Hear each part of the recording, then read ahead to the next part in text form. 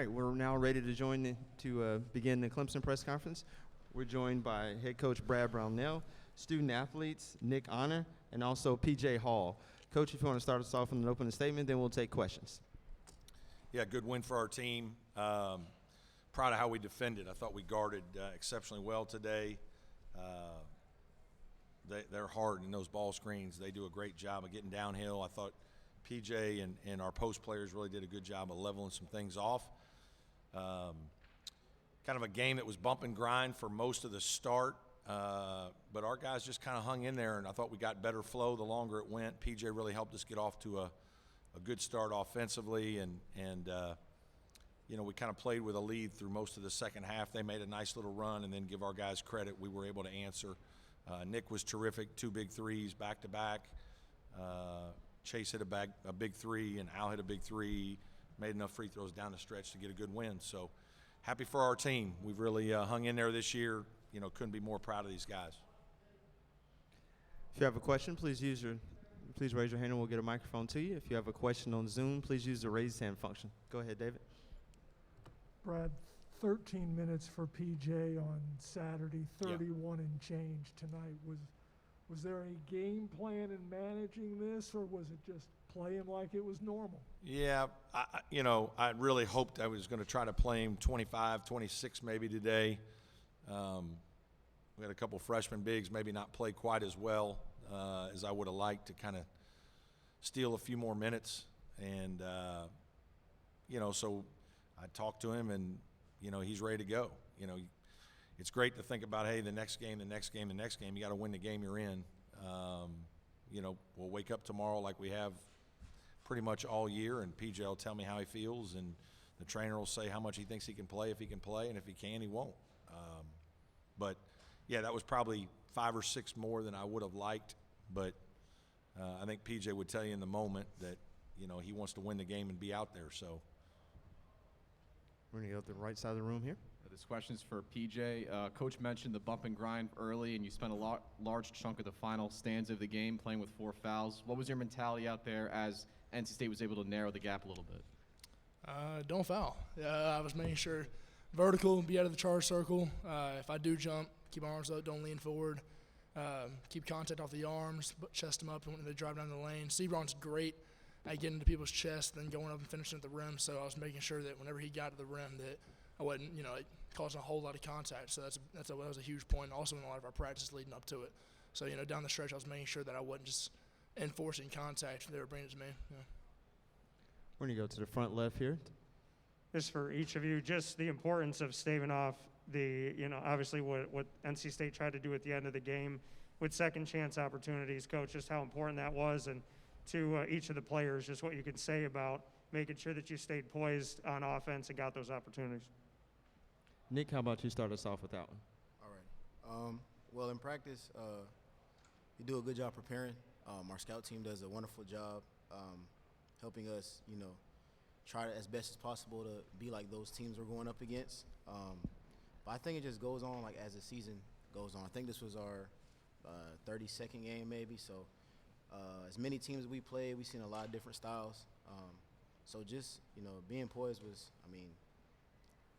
I guess you could say the least of our worries, because we've just been prepared. For sure. Yeah, that's a great point. We have a tremendous scout team. We have a guy who's a walk-on who got added on this year. He's a higher motor I've ever seen in my life. And so we had to make sure that we always work on not giving a second chance for in practice. That's a shout out to Dan Nassif. And so he does a great job of preparing us. And but going out there, you play 32 games, you learn to make sure that you can't give someone else a second chance. Just that's kind of how basketball works. Whenever they get that second chance, it's almost feels like it's guaranteed to go in whenever you throw something up. So you just got to limit those for sure. NC State's going to make a run and come at you. They're playing downhill a little bit. You're trying to keep your guys aggressive, confident. I think that's important. Not as easy. I think we had a couple plays where we got a couple stops and then turned it over, kind of unfortunately, and that probably, opened the floodgates just a little bit late. But our guys did a nice job. They handled the press, looked up the floor, made good enough decisions to keep separation, and got just enough stops to keep them at bay. I thought we guarded the three well and obviously did a great job on Smith, which was a big key for us in the game as well. We're going to go to the right side of the room here. Hey, Coach. Obviously, that's 5 wins in a row for you guys now, dating back to the regular season. And in those games, neither of your opponents have cracked that 70-point plateau. So I was just wondering, what has changed for you guys defensively since that little mid-season slump you guys had during this year? Yeah, we just we probably have changed a ball screen coverage a little bit. You know, some of that was done while PJ was out.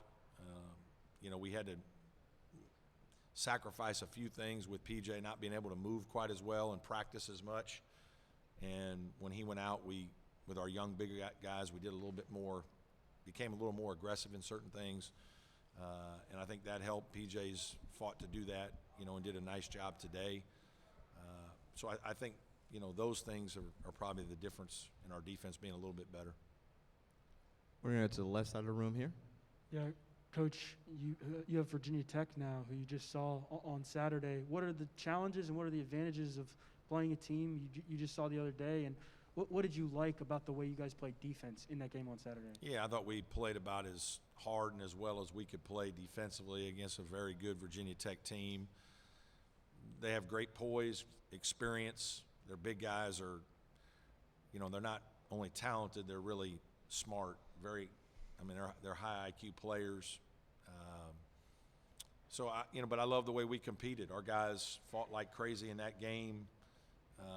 You know, we're going to have to play with maximum effort and, you know, shoot the ball probably better than we did tonight to beat a really good team. But the advantage, you know, really for both teams is, it's an incredibly quick turnaround, right? We got 24 hours.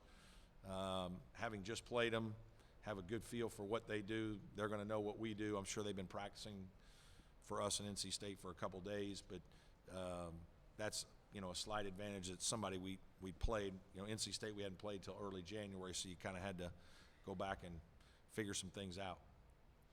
We're going to go to David Teal. PJ, what have the challenges been of managing your practice and workout routines and then games? I'm sure an athlete's instinct is to go, but you've had to learn to curb it a little bit? For sure. Yeah, it was definitely a huge challenge for myself. Whenever I was first having the thing in my foot, you know, flare up all over the outside of my foot, it was hard to be truthful with myself and my staff that, you know, I'm hurting. And so then we're playing Drake, and I'd go down a little bit, and it wasn't feeling too great, and then it progressively got worse. And obviously I wanted to be out there and compete and fight with my teammates, but it gets to a point where you can't do that anymore. But I've learned to, you know, sacrifice and make sure that I can be truthful with my teammates, and because there were times where I was out there and I was hurting my team because I couldn't quite move as well. And Ben Middlebrooks did a great job whenever I eventually went out. And so, you know, looking back on it in hindsight, you want to compete, but, you know, you have to be smart. And so that was definitely a huge learning point for me. Our next question will come from Zoom. Matt Connolly, go ahead with your question. Brad, just how important was that stretch in the second half after they cut it to 3 where PJ gets a bucket and Nick gets back-to-back threes there? Yeah, huge momentum swing for us. They'd made a run and had taken momentum from us, and these two guys over here made huge plays. You know, this is a game where players got to make plays. Nick, both of his shots were just a guy making big-time shots. It wasn't there. We didn't call anything. It's just him, you know, recognizing the situation and staying in attack mode, being confident and hitting big shots. PJ, I thought, played very well and settled us into the game. And then, you know, as the game went on, he had a couple of big buckets and big rebounds and did a nice job protecting our basket. So that was a huge point in the game when, you know, it looked like momentum had shifted, and quickly those baskets, Nick's 2 back-to-back threes, you know, gave us the lead and the cushion that we probably needed down the stretch. You go front left over here. Nick, I was wondering, what do you feel about your performance today? 13 points, playing 35 minutes. It felt like you really kind of controlled the pace of the game, also dealing with, you know, Hunter dealing with foul trouble early on. I felt pretty good out there. You know, just playing my game, you know, just kind of seeing like the flow of the game and how they're playing and just basically taking what they give me. I would say I played okay. I probably would take back the one turnover I had or the missed free throw. But all in all, I'm just glad we got the win. And our last question will come from Davis Porter via Zoom. Davis, go ahead with your question. Hey, PJ, how much did sitting those last 2 or 3 games and late in the regular season help the foot? And I guess how did you feel today physically? It definitely helped a lot. Just whenever I went down to Louisville, I had to take a few days off to at least be able to move around at all on it. So missing the games against Georgia Tech, all those games, Boston College and some other one. It was huge to get some rest on. And I came back the last game of the season, get my feet wet, or regular season at least, and it felt pretty solid up there tonight. So rest up and ice it tonight and be ready to go tomorrow, hopefully. Perfect. Thanks so much, guys. Congrats on the win. Thank you. Thank you.